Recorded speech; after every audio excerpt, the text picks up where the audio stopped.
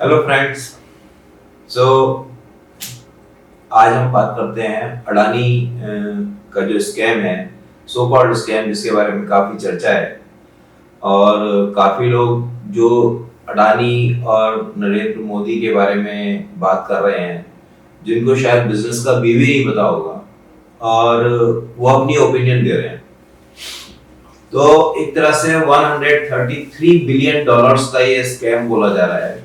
और इसके बारे में बात ये हो रही है कि अडानी ने जिन पब्लिक का जो शेयर होल्डर्स का जो पैसा है वो बेसिकली खा गए या उसको डाइवर्ट कर दिया, लेफ्ट राइट कंपनीज में डाइवर्ट कर दिया। तो मैं आपको इसका कुछ पॉइंट्स में आपको समझाने की कोशिश करता हूँ कि आखिर ये कंपनीज में किस तरह से होता है। आपने बहुत साल पहले एक मूवी आई थी, अगर आपको याद हो, बाजीगर।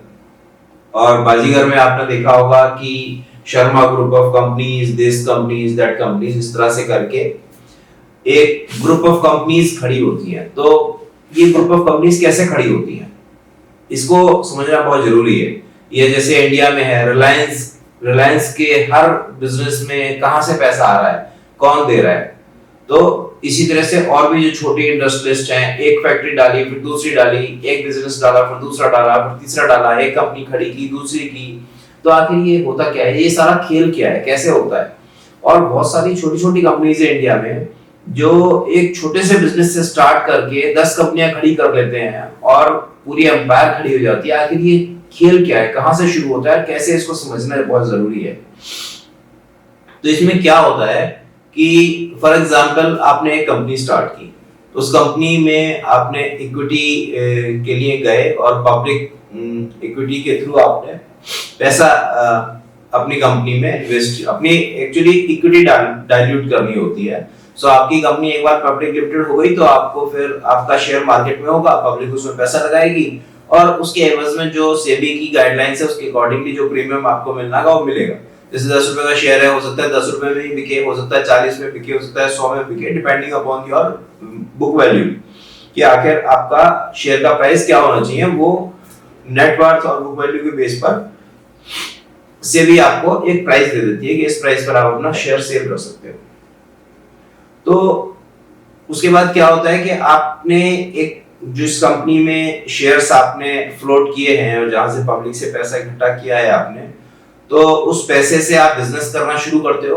वो बिजनेस सक्सेस रहता है तो वो ग्रो होता है, उसमें प्रॉफिट जनरेट होते हैं over a period of time. और वो प्रॉफिट्स जो होते हैं, आपको भी पता है इंडिया क्या वर्ल्ड वाइड कहीं भी 100% प्रॉफिट कोई कंपनी शो नहीं करती है। तो वो क्या करते हैं, उस कंपनी से पैसा किस तरह से निकालते हैं, वो एक XY कंपनी से बोलते हैं कि आप हमें बिल कर दो। ठीक है, ये बहुत नॉर्मल है, इसमें कोई सरप्राइज होने की बात नहीं है। उससे बोला कि भाई आप मेरे को इस एक साल में आप 50 करोड़ रुपया मुझे निकालना है। तो आप अलग अलग कंपनियों से उन्होंने उस साल में 50 करोड़ के बिल ले लिए। बिल लेने के बाद में उन कंपनीज को पेमेंट कर दी। तो एक्चुअली अगर आप ऑडिटर के पॉइंट ऑफ व्यू से देखोगे या किसी भी एक आउटसाइडर के पॉइंट ऑफ व्यू से देखोगे तो वो पैसा जेन्युइनली किसी वेंडर को पे हुआ है। ठीक है, अब क्या होता है कि वो पैसा दूसरे रास्ते से जिस जो ऑनर है उस कंपनी का उसको वापस आ जाता है। ठीक है, इधर दिया उधर वापस आ गया। इससे क्या हुआ, एक तो कंपनी का इनकम टैक्स की लायबिलिटी कम हुई और दूसरा दूसरे बिजनेस में लगाने के लिए उनको एक लिक्विड मनी आ गया। अब वो क्या करते हैं, उस लिक्विड मनी को वो नंबर एक में जब तक कन्वर्ट नहीं करेंगे तब तक वो होगा नहीं। तो उसके लिए फिर इंडिया में एंट्रीज चलती है कि आपने कैश दे दिया और उससे आपने चेक ले लिया तो वो आपको एंट्री मिल गई, उस पर आप एक सर्टेन अमाउंट ऑफ इंटरेस्ट पे करते हो। तो एक रास्ता तो हो गया ये।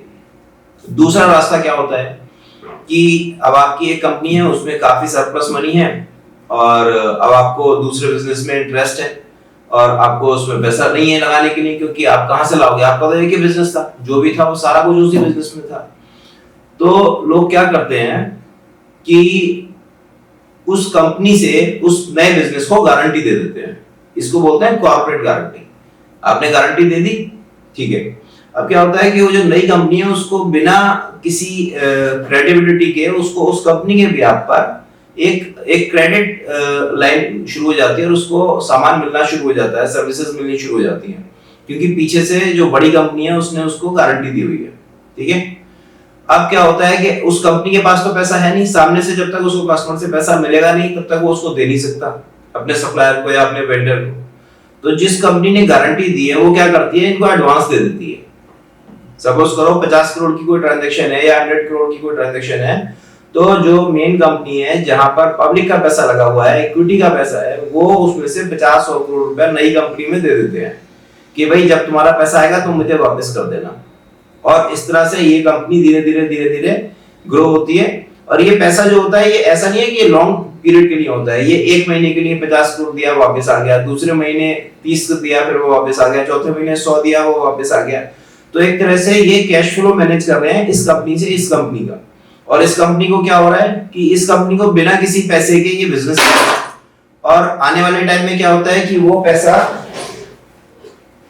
वो जो 100 करोड़ का जो बिजनेस है यहाँ पे, जो ये 100 करोड़ दे रहे हैं और उससे जो ये नई कंपनी स्टार्ट हुई है, तो होता क्या है कि धीरे धीरे उसकी एक अपनी क्रेडिट लाइन स्टार्ट हो जाती है और over a period of time जो वो कंपनी रेवेन्यू जनरेट करती है या जो प्रॉफिट्स जनरेट करती है वो बुक वैल्यू उसकी बढ़ती है।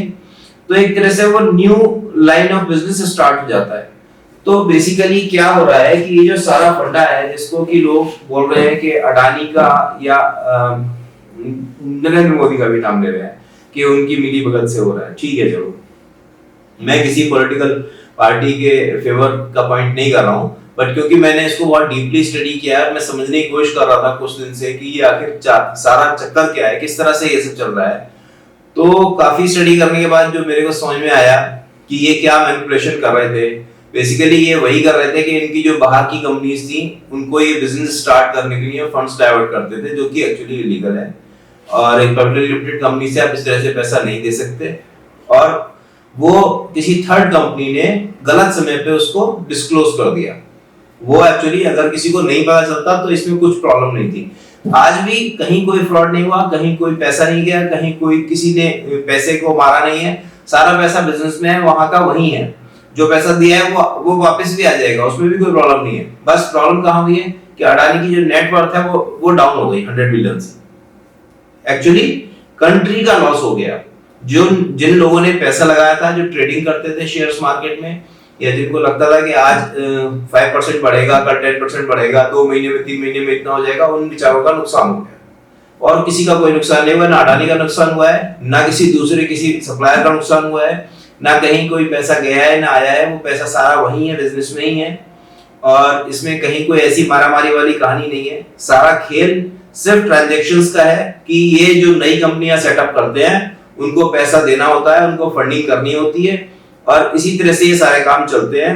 अगर आप जानते हो और आप इस लाइन के हो, चाहे आप चार्टर्ड अकाउंटेंट हो या आप कंसल्टेंट हो या किसी कंपनी में फाइनेंस देखते हो, तो ये आपको पता होगा कि आपकी भी कंपनी, उन्होंने अगर आपके जो प्रोमोटर्स हैं या ओनर्स हैं कंपनी के, उन्होंने जो दूसरी लाइन ऑफ बिजनेस स्टार्ट की है, तो वो भी इसी कंपनी से पैसा निकाल के उस कंपनी को सपोर्ट करते हैं और उसको खड़ा करते हैं। तो ये हमारे यहाँ इंडिया में ऐसा कोई बहुत बड़ा क्राइम नहीं है कि इसके लिए किसी को फांसी हो जाए। और जिस तरह से ये सारे पॉलिटिकल पार्टीज एक दूसरे को ब्लेम कर रहे हैं कि ये फ्रॉड हो गया, वो फ्रॉड हो गया, ये स्कैम हो गया, वो स्कैम हो गया, कोई स्कैम नहीं है।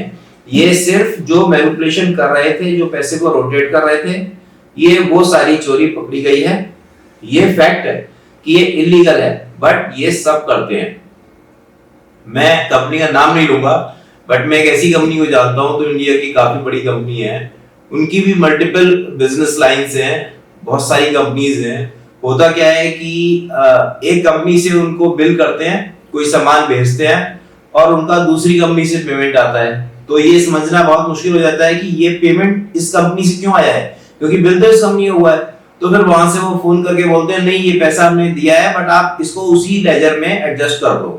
तो बेसिकली जो अडानी जी कर रहे थे वो और भी लोग कर रहे हैं। जितनी बड़ी ये बात समझाने की कोशिश हुई है कि भाई ये बहुत बड़ा फ्रॉड हुआ है, ऐसा कुछ नहीं है, ये कोई फ्रॉड नहीं है। हाँ, ये है कि इस तरह की मैनिपुलेशंस नहीं करनी चाहिए अडानी जी को या किसी भी बिजनेसमैन को। तो अब देखते हैं क्या होता है। अब अडानी जी का नाम तो खराब हो ही गया है, मोदी जी भी समझ रहे हैं कि भाई इसमें उनका नाम भी खराब है, क्योंकि अडानी जी के काफी उन्होंने उनको सपोर्ट किया था। और मोदी जी ने ये सोचा था कि भाई ठीक है, मोदी जी क्या, कोई भी पॉलिटिकल पार्टी होती है, अगर कांग्रेस होता है या जनता दल होता है या कोई और XYZ होता है, कोई भी पार्टी होती है, किसी न किसी बिजनेसमैन से कोई ना कोई कनेक्शन होता है। ये कहना बेकार है कि कोई बिजनेसमैन बिना किसी पॉलिटिकल पार्टी के सपोर्ट के कुछ कर सकता है, इम्पॉसिबल है। आज की डेट में अगर आपको गवर्नमेंट टेंडर लेना हो और आपके पॉलिटिकल लिंक्स नहीं है तो आप जूतियां रगड़ के मर जाओगे, आपको टेंडर नहीं मिलेगा, ये फैक्ट है।